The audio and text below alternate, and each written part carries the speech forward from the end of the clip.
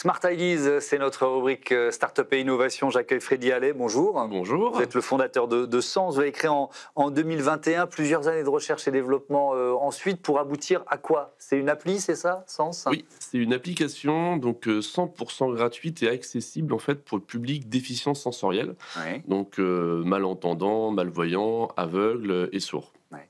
Comment ça marche? C'est quoi cette appli? Alors, c'est une application qui est venue du terrain, des établissements que je dirige, donc à Angers, le centre Charles-Blouin pour les jeunes sourds et malentendants et Montéclair pour les jeunes aveugles malvoyants. Mhm. On s'est rendu compte qu'une fois qu'ils sortaient de nos établissements spécialisés, peu de réponses étaient adaptées et accessibles pour eux. Donc, on a été chercher auprès d'eux leurs besoins, toutes les questions qui se posaient une fois qu'ils étaient seuls dans la société. Mhm. Donc, c'est une application qui leur donne des réponses donc accessibles en langue des signes, en langue française parlée complétée, avec la synthèse vocale, avec des vidéos facilitatrices sur des thématiques du quotidien telles le budget, l'emploi, leurs droits, les transports, etc. Ouais. Ça a pris plusieurs années de R&D. Pourquoi c'était compliqué? En fait, au début, nous, on a répondu à un appel à projet de l'Agence régionale de santé, Pays de la Loire. Mhm. Et donc, on a fait une petite appli au tout départ. On était plutôt parti sur quelque chose de local. Mhm. Et puis, à force de trouver d'autres partenaires qui ont trouvé l'idée plutôt intéressante sur le territoire national, on a continué à créer des rubriques, des articles, pour aujourd'hui vraiment arriver sur une version stabilisée.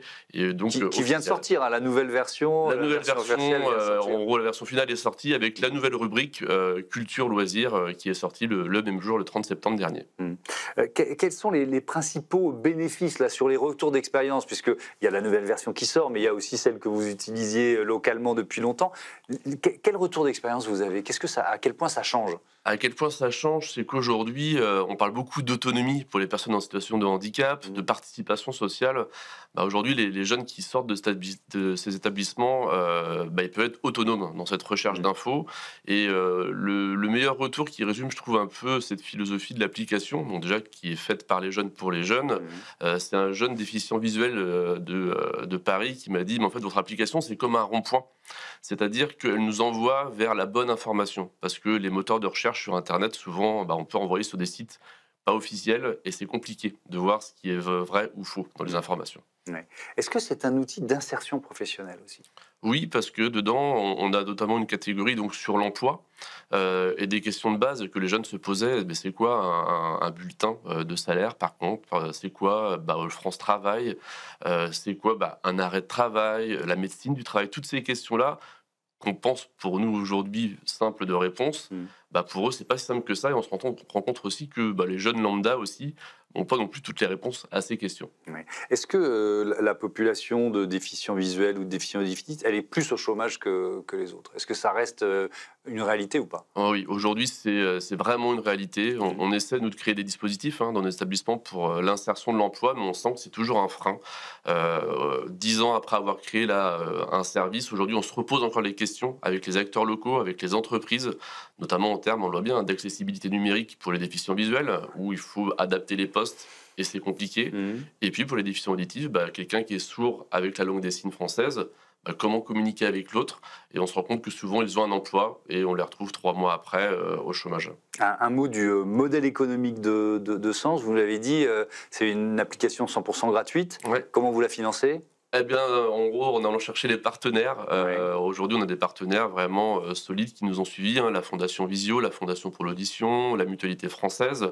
Et les seuls bénéfices qu'on va avoir, c'est vraiment le bénéfice humain. C'est-à-dire que tout l'argent qu'on récupère de partenaires, on le réinvestit dans le développement de l'application. C'est vraiment l'objectif pour nous, c'est améliorer leur quotidien.